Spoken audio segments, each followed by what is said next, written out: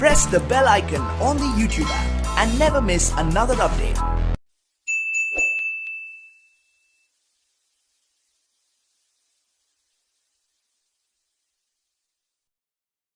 رسول اللہ صلی اللہ علیہ وآلہ وسلم کے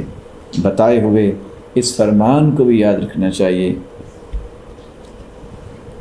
اور وہ کیا ہے؟ بورک لامتی فی بکورہا، اللہ تعالیٰ نے میری امت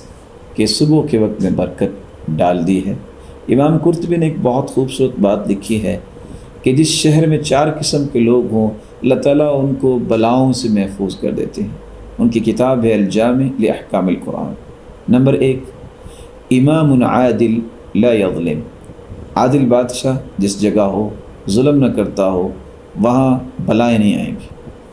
عالم علی سبیل الہدی، ایسا عالم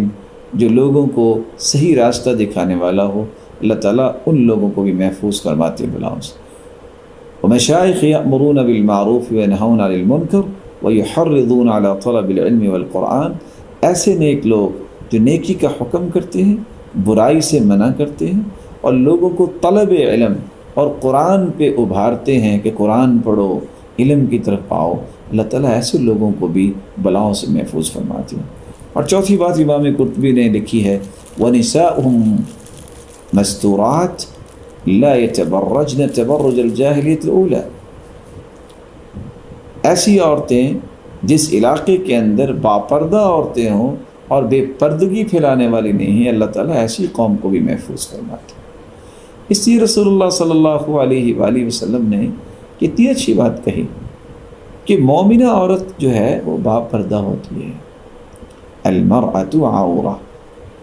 اور حدیث میں آتا ہے لم تظہر الفاحشۃ فی قوم قط حتی یعلنوا بها، جس قوم کے اندر فحاشی اور یعنی عام ہو جائے یہاں تک کہ اعلان ہو جائے، الا فشا فیہم الطاعون والاوجاع التي لم تكن مضت في اسلافهم الذين مضوا، اس قوم کے اندر پھر طاعون آتی ہے جہاں اس طرح کی کیفیت بے پردگی کی اور فحاشی اور یعنی کی ہو جائے اور اعلانیہ طور پہ ہو جائے، اور ایسی ایسی دردیں اور بیماریاں آتی ہیں جو پہلے امت نے ان کے بارے میں کبھی سنا نہیں ہوگا۔